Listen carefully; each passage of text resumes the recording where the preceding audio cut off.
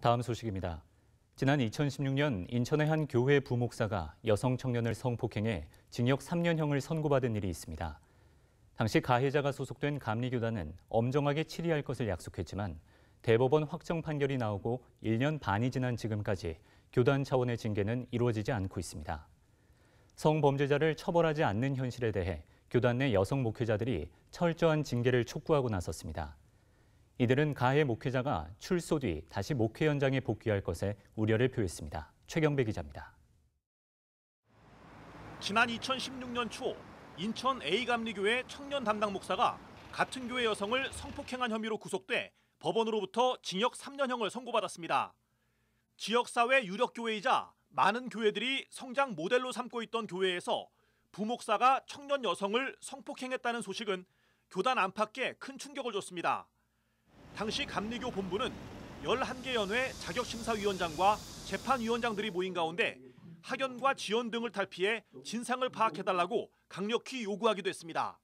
흔히 이제 이런 일이 올 때 아까도 얘기했지만 은혜라는 이름으로 그저 덮어주자 그런 쪽으로 많이 갔는데 재판이나 심사 자격 과정에서 학연 갖고 하지 마라, 인연으로 하지 마라, 인정으로 하지 마라. 감리교회를 세우기 위해서 이제는 엄정하게 해라. 그러나 재판을 공정히 진행하겠다는 다짐은 이행되지 않았습니다. 성폭행을 저지른 S 목사는 2016년 12월 대법원에서 확정 판결을 받고 복역 중이지만 S 목사가 소속된 감리교 중부위원회는 아직까지 어떤 재판도 진행하지 않았습니다. 감리교 선교국 양성평등위원회와 감리교 여성지도력개발원 교회 성폭력 TF팀은 중부위원회를 항의 방문하고 실형이 확정된 성폭력 가해자를 징계하라고 촉구했습니다. 가해 목사가 사회법에 기소되어 재판을 받고 강간치상으로 판결받아 2년 가까이 복역 중에 있는 동안 그 목사를 치리해야 하는 연회는 그 일을 몰랐다고 합니다. 왜 이런 일이 계속 일어나는 걸까요? 정말 몰랐을까요? 가해 목사는 중부위원회 직전 감독돼서 심호하는 교회의 부목사였습니다. 중부위원회 측은 해당 사건에 대한 최종 판결을 인지하지 못했다면서 양성평등위원회로부터 전달받은 공문 내용에 따라 원칙에 의거해 재판을 진행하겠다는 입장을 밝혔습니다. 저희들에게 제보나 어떤 문건이 들어온 게 없습니다.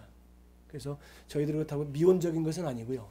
그래서 앞으로 이제 이런 교회 내 어떤 성폭력 같은 이런 문제 있을 때 저희 연회가 능동적으로 잘 처리할 것을 약속하겠습니다.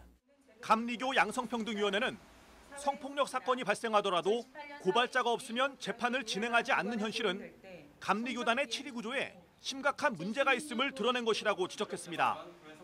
아울러 교회 성폭력 대책을 전담할 기구를 설치하고 성폭력 예방 교육을 실시할 것과 교회 성폭력 근절을 위해 취약한 관련법 내용을 개정하라고 촉구했습니다. CBS 뉴스 최경배입니다.